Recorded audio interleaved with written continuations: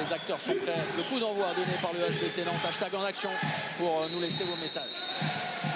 Un duel au Palace, un duel au sommet entre deux rivaux depuis plusieurs années. Quentin Dupuis de retour en grâce, lui qui a souvent été consigné sur le banc, bien malgré lui. Mais il reste un pion bien évidemment essentiel de décalage. Et le premier but dans cette partie après 3 minutes, inscrit par Valero Rivera. Course, grand espace. Ouais. Les mains glissantes sur ce ballon de tir point long. Pourtant, pas de, alors, beaucoup de puissance dans ce tir de Lutobi. Jérémy Toto qu'on retrouve. Face à face. Alors évidemment, Théo Monard qui retrouve petit à petit son niveau. Premier ballon touché par Ahmed Echam. Il venait de mettre les pieds sur le terrain et derrière. Il a voulu être altruiste. À nouveau Ahmed Echam.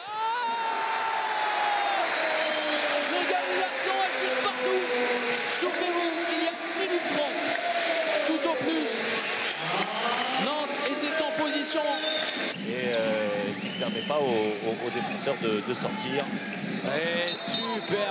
On parlait de technique, ce catch and shoot, version Ovnicek.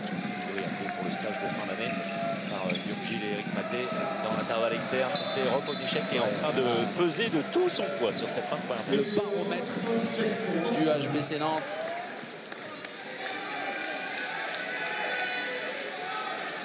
Et ce premier ballon pour prendre 4 buts d'avance. Porté là avec Brié qui échappe à Minel. Oh, super Thibaut Brié. Le voilà. Ils finissent bien. Le plus 4. Cette première période. Il va falloir enclencher. Ce jeu avec Ovnicek, Thibaut Brié qui n'est pas attaqué et qui tombe sur Alexandre Lemaille. On va en rester là. Plus 3 en faveur du HBC Nantes. 14-11. Et Nantes qui a bien terminé cette première période. Avec 15 premières minutes, on s'en doutait un petit peu acharné. La défense nîmoise qui répondait coup pour coup, mais Nantes n'a pas baissé la tête. Et tenter de s'appuyer à nouveau sur un très grand Roch Ovnicek après les 30 minutes. Ahmed Echam. Ah, ça c'est bien joué. Le décalage. Très bien décalé. Là, la spéciale.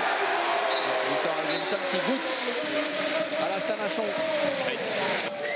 Keda, l'hésitation presque coupable. Et l'arrêt de José Baznik.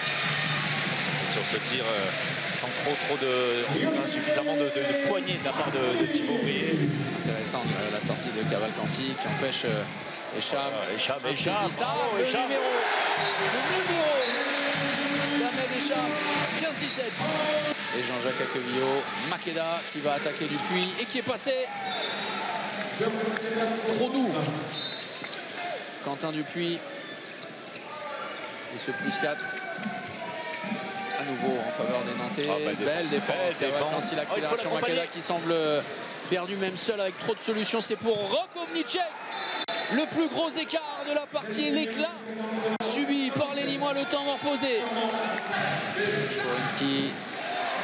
Un tir moyen, la bonne lecture sur le déplacement de Maille, un tir mi-hauteur. Les Nantais qui ne doivent surtout pas commettre l'erreur de s'arrêter de jouer. Il y a eu beaucoup de temps passé à discuter. Thibaut Brié, Jérémy Toto, porté là, c'est parfait. C'est parfait, Thibaut Brié. Les Nantais beaucoup plus juste dans le jeu, dans la mise en place du jeu.